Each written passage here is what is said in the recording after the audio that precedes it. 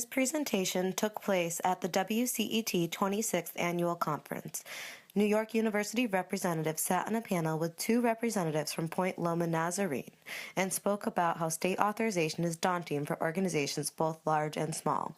This portion of the presentation will share with you lessons learned, tips, and strategies for ensuring your institution is in compliance. New York University representatives will discuss their strategic plan and process, which will help institutions seeking to develop a comprehensive, data-driven plan for institutional compliance with state authorization requirements. We are delighted to be here today, and we would like to thank WCET and the conference organizers for the opportunity to engage in this important dialogue. You know, if I had to identify one word to characterize state authorization, no doubt it would be complex. This is a massively intricate and nuanced landscape that we must navigate. Our intention today is to share a case study, the NYU Approach to State Authorization, to help foster a dialogue about the various options an institution may take when facing the issue of state authorization, and most importantly, how context matters in shaping the appropriate solution for any given institution. Now, to understand the NYU approach, it is important to highlight that NYU is a large, private, nonprofit research institution located in Greenwich Village, what some might call the heart and soul of New York City. Now, what do I mean by large? Well, we currently enroll nearly 23,000 undergraduates and over 31,000 graduate, professional, and non-degree students. We offer over 1,100 unique degree and certificate granting programs across 17 independent schools and colleges, 3 degree granting centers and institutes, and 2 international campuses. And within this context, we currently offer 22 online programs, and our recruitment efforts can be described as robust and global. In terms of our activity as it pertains to triggers for state authorization, in a word, it is extensive. Now, a significant milestone for NYU in terms of the process of obtaining state authorization enlightenment, or of obtaining an awareness of not only what was required, but how it applied to NYU and what it meant for NYU, occurred in about 2012, when our legal team recognized that states were starting to generate fines for those considered not in compliance with regulations. This is really when it got real, and NYU determined that it would be critical to staff on and navigate this moving train. So with the general understanding that state authorization was a real issue with tangible consequences for noncompliance, what was a massive decentralized research institution to do? What would be the best approach? First and foremost, who would be responsible within the institution for navigating the terrain and implementing a strategy toward compliance? Should we hire a new internal person, work with an external firm or consultant, or something else? To help answer this question, NYU brought in an external consulting firm to determine an appropriate hiring strategy. For our context, the recommendation was to hire internal staff. Shortly thereafter, a job description was crafted and Brianna Bates was hired to serve as the central state authorization lead for the NYU community. Her first charge was to construct a pathway for compliance for NYU and to estimate a timeline and cost for securing compliance across the board. It's important to note that Brianna's job description changed dramatically through the course of her first year on the job, as the original description spoke only to distance education offerings that pertained to just 2 of our units, our law school and our School of Professional Study. Only after she was hired and began essentially digging in the trenches did we understand the extent to which other triggers beyond distance education were relevant to each of our units. To determine an appropriate pathway to compliance, we began by simultaneously engaging in 2 tasks. The first was to dissect, state by state, what was required. And second, to determine internal NYU school activity that would trigger a need for compliance. We focused first on states that were actively fining institutions who neglected to secure needed authorization, such as Maryland. This was especially important given increasing NYU activity at our Washington, D.C. campus. As we started to work through some of the other states, we began to see that state authorization was going to not only require significant investment of time to complete required documentation, and in some cases, other requirements such as site visits, but we also understood that no consistent thread exists across the board for applicable rules, regulations, and fee structures. It literally varies state to state and across multiple agencies charged with interpretation and enforcement within each state. It also became clear to us that the cost of securing compliance would amount to a significant investment on the part of NYU, and that the cost would vary significantly from state to state. With the realization of a need for a budget allocation and armed with a comprehensive understanding of the rules and regulations required for all states and territories, it became quite clear that a strategic plan would be required. The strategic plan that we formalized for NYU senior leadership was comprised of 3 core components. The first was a process defined to track institutional activity and needs. To get a comprehensive sense of NYU activity across the board, not only now but in the future, we had to answer questions such as, how do I find out what we're doing?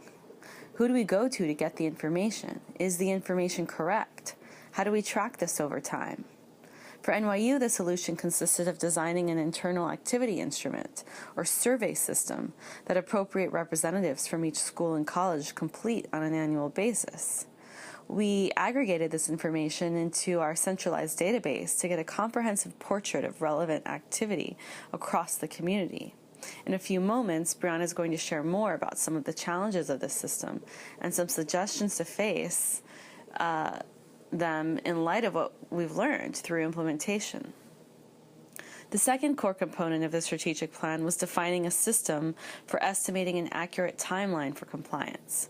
With an office of 1 full-timer and part-time support from graduate assistants and student workers, it would be impossible to simultaneously secure compliance across all states and territories. Further complicating matters, it was clear in some states compliance would amount to simple documentation and a one-time fee, a process that could take a month. But in other cases, extensive requirements would likely spread over 12 to 15 months. So after organizing an estimated time for compliance for each regulatory agency, we began to prioritize which states we would tackle first based on 3 factors: revenue, enrollment, and time to compliance. In this way, we could be efficient and effective in securing compliance in the areas that were most important for the institution first, while identifying an appropriate ordering of tasks based on a realistic understanding of how long things would take. For example, for a particular state that was quite complex and that would take a long time to secure authorization, but where NYU had low enrollments, we might move this state lower on the list and focus first on states with high enrollment. Other institutions may weight their strategic plan with other factors that are most important to their context. The third core component of the strategic plan entailed deriving an accurate, data-driven cost projection for overall compliance across the board for the first year and ensuing academic years. It is important to note that NYU was not constrained by a budget limitation, with the understanding that securing compliance across the board would be necessary in light of our mission and goals. Through her deep dive of the state-by-state regulations, Brianna came to understand that the fee structures were either fixed or variable, meaning that the state might charge a fixed amount or set parameters for a maximum or minimum, while in other cases a state may not identify a limit to the fee, and it would be entirely based on the amount of activity that was relevant for the policies of that particular state.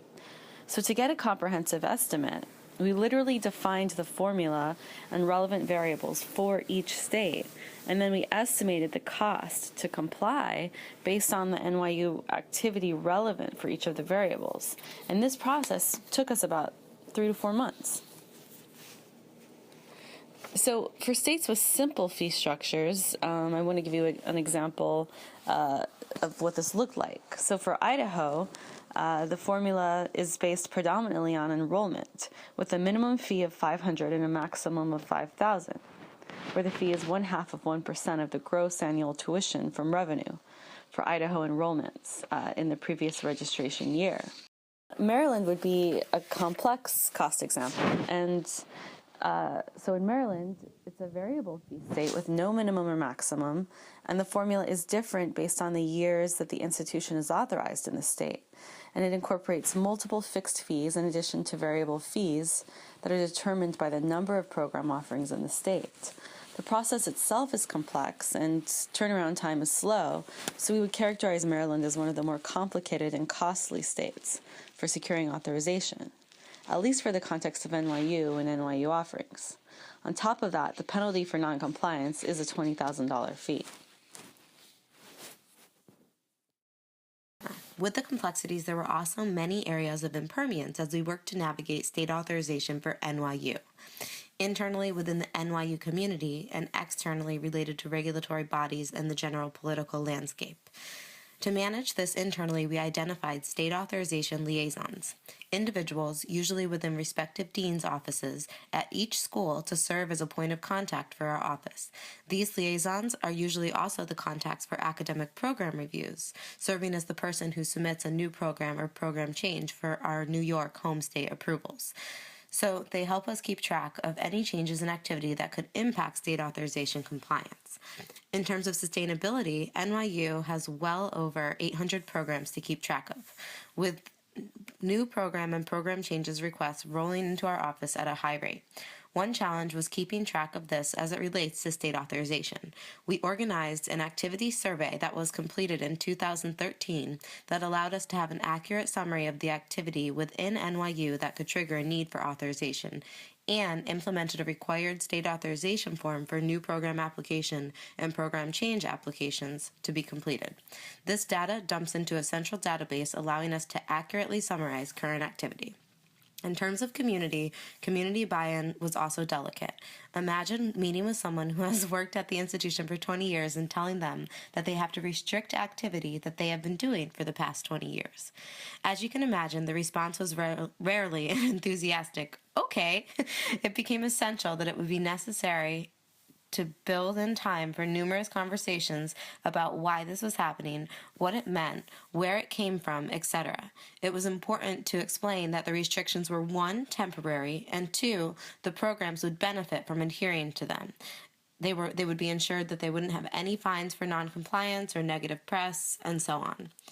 Externally, relationships are also extremely important. Many institutions are tempted to send general form letters to regulators summarizing institutional activity and asking, what do we need to do, if anything? We have learned that this is not the best approach. Not only do you not get answers, but it's also a bit off-putting to ask for help without doing an initial scan of regulations that have been posted and made public for your viewing. We have learned that fostering a positive relationship with regulators is key. Be informed. Call them after you read through their website and documents. Reach out to schedule the time to reconnect. They run busy offices, and a little friendliness can go a long way here, especially when you need their help to navigate the complex application processes later or in future years. In terms of sustainability, regulations change. They change all the time. Staff changes. Schedule a time to do regular reviews to get updates of this essential information and maintain an accurate understanding of the compliance landscape. In general, it's important to just focus on doing your due diligence. Basically, do your best. No one is perfect. Institutions and state regulators are all figuring this out at the same time.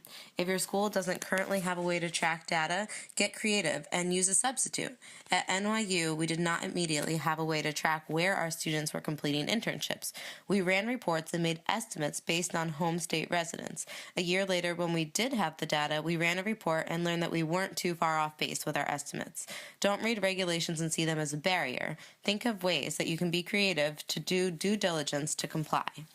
And for both internal and external impermanence, relationship maintenance is always key. Check in, stay on the radar, always be helpful, and don't be afraid to get creative and ask what you need to do to work together to create a system to get there.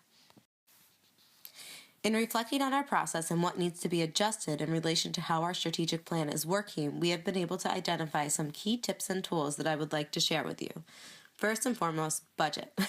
Some of you may be wondering how big of an element in strategic planning is budget, and I'll tell you, it's actually quite important. The first thing that you should look at and ask is, what is my budget reality? For example, are we going to authorize everywhere regardless of costs? Do we have a limited amount of funding to work with? Does the budget need to tie directly to a tuition revenue stream and include a cost-benefit analysis? These decisions can drastically reshape your strategic plan for compliance. A second item that we learned is essential to the success for strategic planning for state authorization is organizational pathways. An important decision that you must make early on is where you'll place the position of your state authorization expert. In terms of office, it needs to be an office where the individual can easily connect with all areas and have appropriate leverage. Being central and neutral is key. Some states require that a university representative from a specific office, for example, the Provost office, attend an in-person meeting. Everything from what office to the position title is important to map out prior to beginning the compliance process. At NYU, my position is housed within the Provost office within the Office of Academic Program Review. This office has a direct connection to all of NYU's schools, and from that, each individual program offering, which has been key to maintaining accurate data related to educational activities. We are also directly connected to the Office of Undergraduate Admissions. At NYU, this office spearheads all marketing and advertising efforts and recruitment and recruiter training. We are also directly connected to the Wasserman Center for Career Development. This office plays a key role in connecting students with non-classroom experience placements like internships, externships, clinicals, etc. Two of our most important connections are the Office of Compliance and Risk Management and the Office of General Counsel. These offices provide access to university lobbyists and general government relations personnel. This is a key aspect for us to be able to quickly touch base to make important legal decisions and have the necessary support and expertise available to navigate the terrain. One of the benefits of being in the Office of Academic Program Review is that we are able to quickly and efficiently navigate regulations and make decisions for compliance. In some other offices, there are elaborate committee structures for checks and balances for action before one can take necessary action to get approval to make the applications. By being connected to all of these units but not located in them, we are able to benefit from their strengths and stay on track with our plan for compliance. I'd like to share a story with you now. As many of you know, North Carolina state authorization is onerous and expensive. The university must send a representative there, coordinate program reviews, and host a site visit. NYU knew that North Carolina state authorization was essential, but we weren't quite ready to submit our materials. An NYU student had secured a competitive placement. If she didn't complete the placement in the desired semester, her graduation would be delayed. The placement was located in North Carolina. Through our positive relationships with the state regulators, the school placement coordinator, and the student, we were able to all work together to determine that a one-time exemption would be possible to allow the student to complete the placement within the state of North Carolina without the university having full approval. One thing that we also learned was that at the specific military base that the placement was located on within the state of North Carolina, it did not fall within their ability geographically to regulate. So the student was able to complete the placement, and we had a big success there with all working together. In terms of how we came up with a system that enabled us to have the placement coordinator give us a call at our compliance office to make sure that they were okay to send the student, we've really come up with a three-pronged approach to keep our internal staff informed of any restrictions that may be in place. We've developed an in-house website. It has maps and charts where placement coordinators can immediately click and go and see where NYU is in the process of state authorization to immediately identify whether they can or cannot send a student to a specific state for a specific type of placement. It also has information about where we're going in the process, what states we're working on getting approval in, and just other helpful information as they work to develop new programs within their respective schools. We do a regular newsletter that goes out to inform schools about new issues that have arisen related to state authorization, and we also keep them informed of the political landscape and what's happening at Capitol Hill that could impact the way that we navigate state authorization compliance. Annually, we have a stakeholder presentation where we bring together all of the personnel within NYU that could be tangentially or directly related to activity that could impact state authorization, and we open a discussion and a dialogue with them to see how the tools and resources that we provide are working for them, what they need from us to be further supported in their efforts to comply with state authorization, and we really just use this opportunity to open a discussion and share any new information that we have to make sure that we all work together to create a culture of compliance at our university. We also maintain contact with important industry resources such as WCET and the SAN network, which have been immensely valuable to our continued success in state authorization compliance. SHIO, NC-SARA, NACUA, ADEL, and NASAPS are wonderful organizations with rich resources, webinars, and summary information. I hope that Diana and I have been able to share with you the story of NYU's state authorization compliance journey, and I hope that you're able to learn from some of these tips and tools. We welcome you to contact us directly if you have any questions or would just like to discuss how your university is navigating this. Thank you.